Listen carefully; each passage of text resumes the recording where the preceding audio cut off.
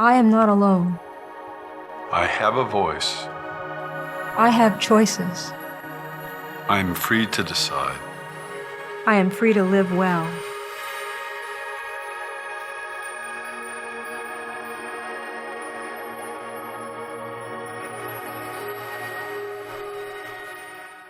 Peer-to-peer took everything that I'd ever imagined you could find about recovery and put it into one 9-week experience where you really learned how to take things and transfer them from sort of a shapeless body of knowledge into a very focused tool for living. When we first start the course, we talk about trauma. We talk about the devastation that the mental illness, in my case depression, wreaks on our lives. We look at every aspect, legally, personal life, our relationship with others, spiritually. I think what was most traumatic for me was having to come out of denial about the fact that I indeed did have a mental illness and that it was affecting me professionally, what amount of work I could do, my relationship with others, my family, and perhaps most traumatic was my relationship with myself. I can remember in my own life the very first time I saw a person in recovery. It was a signal event. It hadn't occurred to me in my own life with bipolar disorder that I could recover until I saw a person who was recovering. And it's excellent to be able to come into a group of people and hear them describe their stories and their trauma and know that, wow, the same thing happened to me. There is someone out there who understands how I feel, who's been through what I've been through, whose family has been hurt the way my family's been hurt. When you tell your story, it's such a deep part of yourself. A lot of the people really open up and express themselves in a way that they couldn't ever do anywhere else before. For me, it was a very valuable experience of being with other people with mental illness in a setting where that was accepted and where there was lots of space to talk about that experience and to hear other people talk about it. So it was a real relief from the stigma and the fear, I think, that I had been carrying about my own mental illness. We know that recovery is a unique experience for each individual. We know that it is unpredictable. We know that it involves a moment that changes everything. What we don't know is how to make that moment come about. We know that moment involves another person having hope for the individual who needs to change. I think my field of psychiatry has been very slow to figure out that one of the best ways people get better is by learning from people who've been there. And the point of the peer-to-peer program is basically to allow people choices about who they can learn from. And it may not always be a provider that has the best answers for a person. It takes the whole picture. You need a good doc, you need a good treatment program, you need a good game plan, you need good supports, and you need to learn from people who've been there. When you go to medical school, there's an adage that every medical student soon learns, which is see one, do one, teach one. And that means the first thing you do is you sort of see what an illness is like or how it's treated, then you actually do a diagnosis and you administer treatment or you do a procedure, and then you're then equipped to teach it. So that implies the fact that who is a better teacher than somebody who's gone through the experience? I believe that there needed to be created an environment of sincere, uncritical acceptance that people could experience as a group. First and foremost, I wanted them to come away with whatever it took to make it easier for them to live with this illness than it had been for me and other people I knew. I wanted them to come away with some sense that they had some control over some aspect of the illness. And I knew that was going to vary from individual to individual. What took me on my own to learn a few years, you get that in 9 weeks. There's such a hunger for this kind of program, and people flock to it, and this may be the very first step that they take in recovery. This 9 weeks is about us, about what has happened to us and what sense we can make out of it. what we need to make it manageable, what we will need to live well. This course is structured so that you learn that everyone around you is dealing with much of the same problem that you have, and everybody is there to bring their strengths to you. It's tremendously important to have people who have lived through these experiences being the teachers of the course, and to have groups of people who have lived through these experiences being the students of the course. And what you find out when you put a group of people together in a room is that voices are not reserved to schizophrenia, and panic is not the sole proprietary thing of panic disorder. And so gradually the group comes to realize that when it comes to living with mental illness, we have more in common than not. When we taught it, I felt apprehension because a lot of times it's skepticism that what can another person with mental illness teach me. But as the course goes on and we begin to share some of our experiences, such as our traumas, our fears, our failures, and our successes, they understand that we've come a long way too with our mental illness. They are showing me how they've adjusted back to the real world from having been on the sidelines of dealing with life in the regular way every day. And they're showing me that they have made the transition back to the real world, and I'm finding out that I can make that transition too. The mentors teaching you about recovery makes perfect sense. And you meet with them before the course begins, and you see a person and a mentor who has gotten over the hump, so to speak.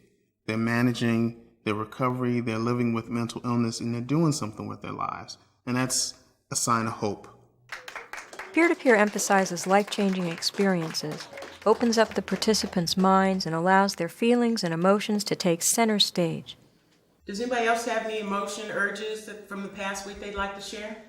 Yeah, I'd like to share that I have an urge to feel good all the time, and I like to keep my spirits up and flowing and feeling good. I play music. I play Barbra Streisand. I play some other kinds of music, and I just try to feel good about myself all the time because it helps me to get through the difficult times that I know that lie ahead of me. If I maintain my good feelings, I can deal with people in a very positive way, and then I can cope with what I have to deal with.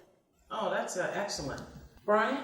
I'm at the other end of the spectrum from Pamela because my urge is often to hide or to alienate myself. You make yourself feel good, and I'll wake up in the morning, I'll open my blinds and see the sun shining, and I want to get out there and run and do things, and yet for some reason, the depression, the illness kind of keeps me inside, and I kind of hide from the world, alienate myself.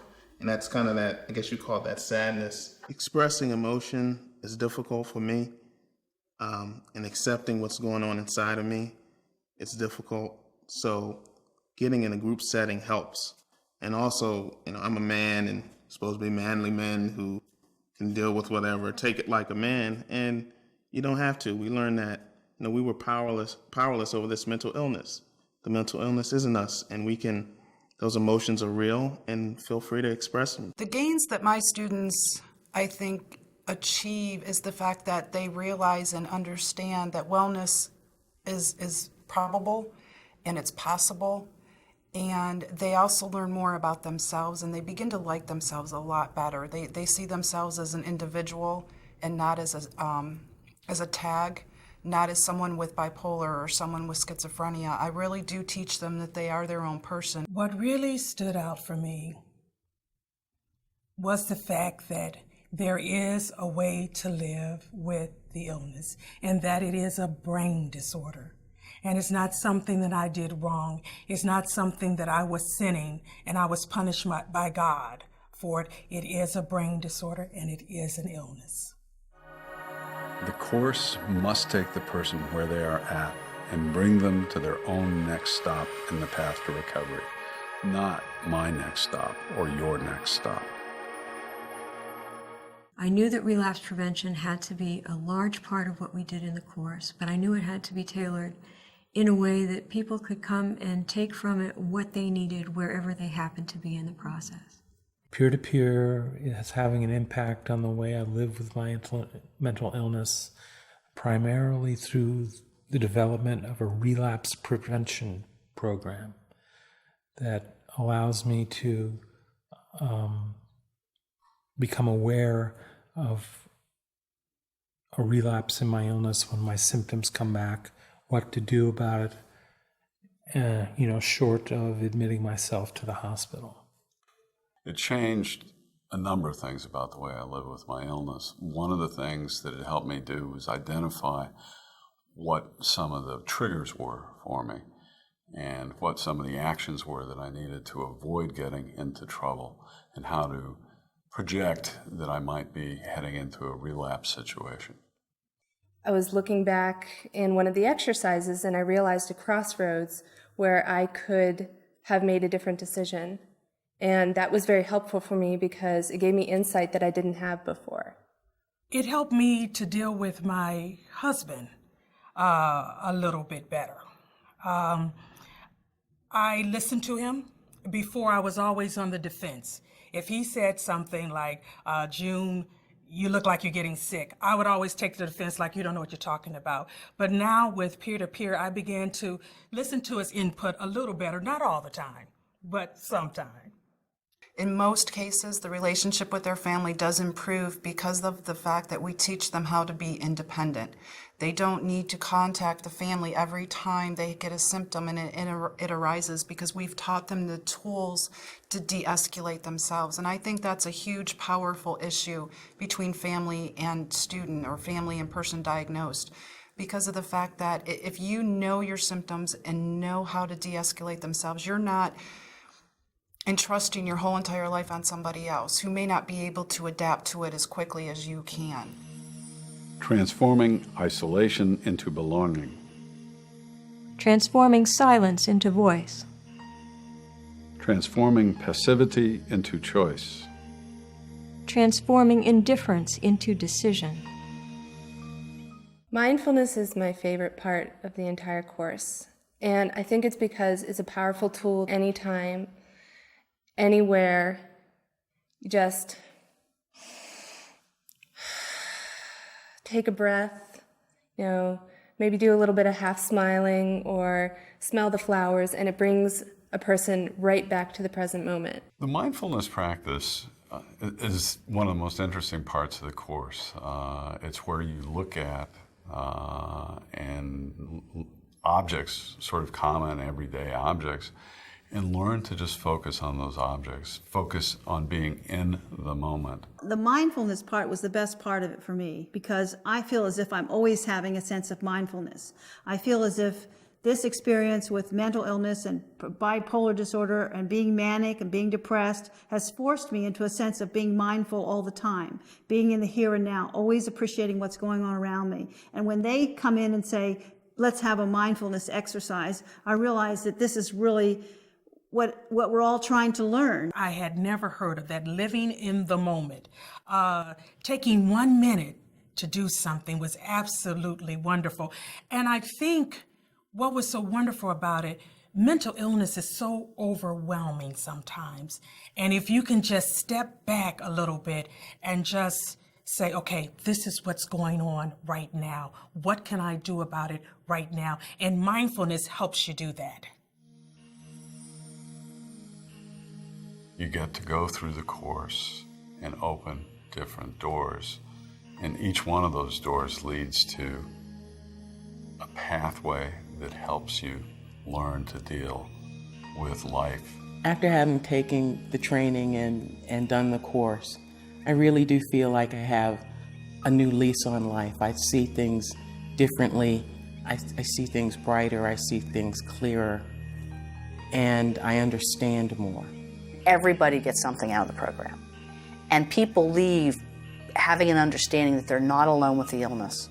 Peer-to-peer is just as it says, it's a program that teaches you not only about mental illness, it teaches you about you. I'm not sure that we do go back and recover ourselves. I think we transform a set of experiences that have attacked ourselves and make a new self that is somewhat different than, broader than, changed from, and still contains the seeds of the original self.